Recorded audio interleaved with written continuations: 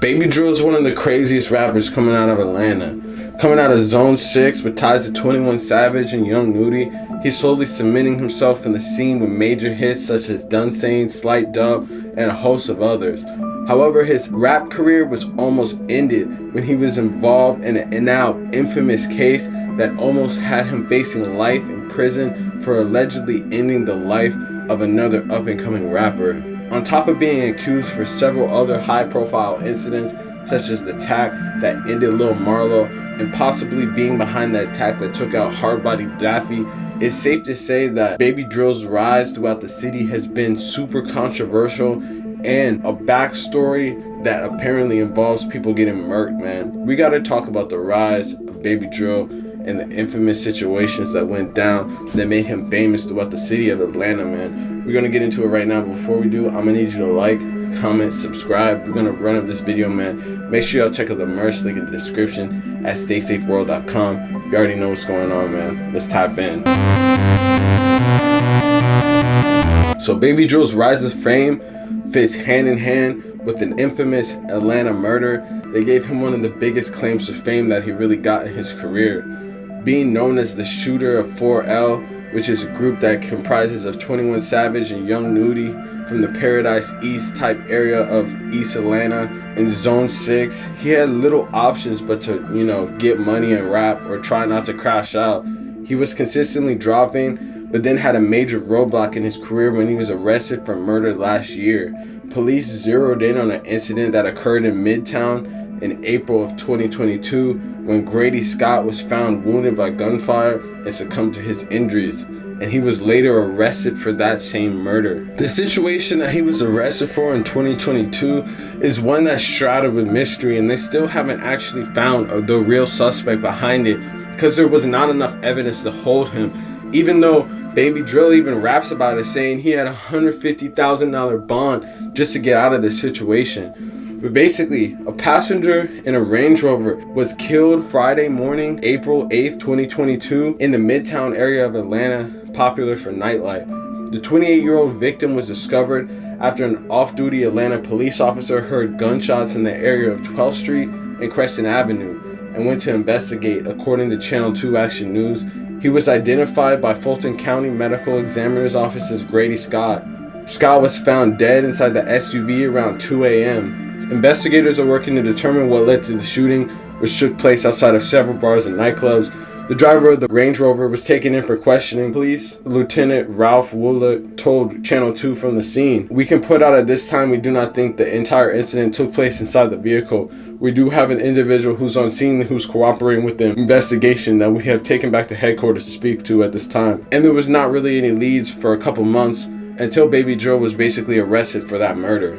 The police didn't really give a lot of information or make the evidence that basically tied him together super public, but we do know that he was arrested for murder, possession of a firearm or knife during commission of an attempt to commit murder, and certain felonies. I think basically people were saying that the gun that he had some type of connection when he got caught with the gun, had some type of connection with the actual shooting, but since then he was actually able to bond out and is currently free on that and was able to beat that murder charge, which is honestly crazy. But that's not even the craziest thing that he's actually suspected of. One of the craziest things that I feel like I seen about this was the murder of Hardbody Daffy, a member of Goodfella Mob, which is basically a group that is clicked up with PFK, which, if you don't know, the same group that Lil Marlo was from, and they have an ongoing beef with 4L PDE, which is 21 Savage, Young Nudy, and Baby Drill. And in that situation, Hardbody Daffy actually was gunned down just a couple years ago. And after he was gunned down, Baby Drill basically dropped a diss saying he really be shooting people as Daffy, man, which is crazy. She was sweet, shot his ass Daffy. It was so bad that even like Atlanta reporters like George Chitty actually assumed that he had something to do with it. I mean, because someone else that he was associated, I guess, was charged with that murder. So it was a whole kind of confusing situation. But at one point, they were saying that the police believed that he had something to do about it.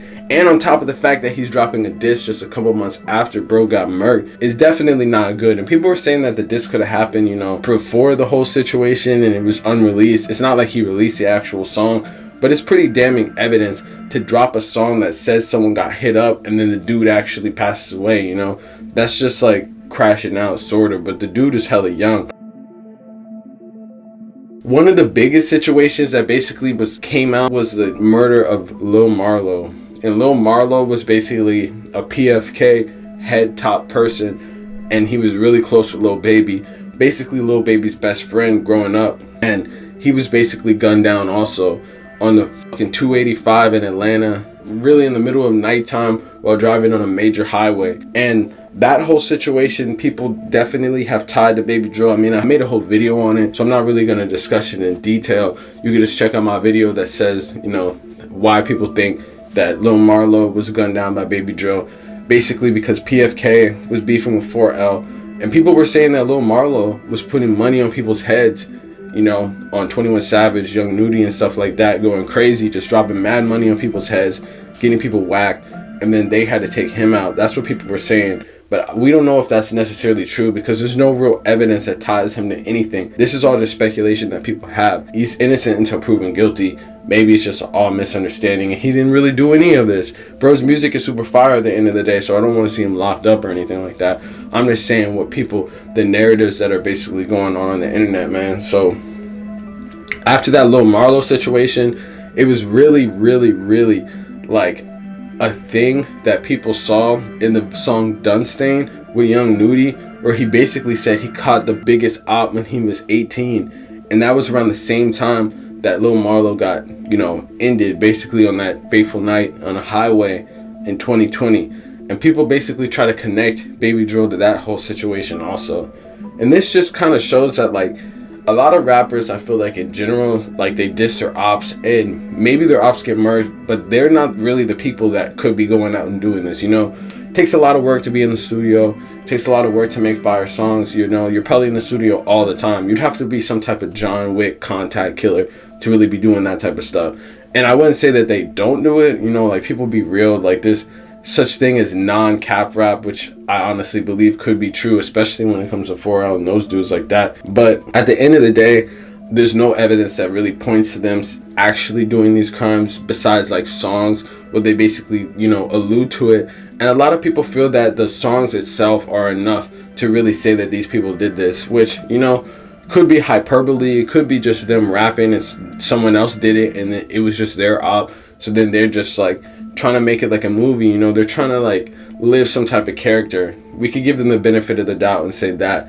But at the end of the day, it's probably not the smartest thing that if you're going to rap about that type of stuff, you can't rap about specific situations like the hard-body Daffy shit. You can't really rap about him getting killed and stuff and then expect when he gets, you know, the police find this, that the police aren't listening to the lyrics also. If we can look up the lyrics and look up certain songs or look up things on the internet, the police can easily do this. And, you know, I wouldn't be surprised if they did. But obviously there's an unsolved murder problem in Atlanta because a lot of these high profile murders basically go unsolved. So it's not like the Atlanta PD is really working that hard, you know. At the end of the day, it's probably not even enough to really convict anyone regardless. And it's just going to keep going, ongoing, man. Which is crazy. That's some real like contact killer shit. That's like really like hitmen going around murking people type shit and getting away with it. It's really like a war in Atlanta going on, but it's cooled down. I just hope the best for these artists. I hope they don't get caught up in these situations. Just listening to their lyrics though, it sounds like they be, you know, prepared for that type of shit. Bulletproof cars, everything like that, man. But hey, let me know in the comments what y'all think about this whole situation, man. Real safe shit. You already know what's going on. Make sure you like, comment, subscribe. You already know. Join notification gang so when I post, y'all tapped in. Check out the merch too. Help support the channel. You already know what's going on, man. Peace.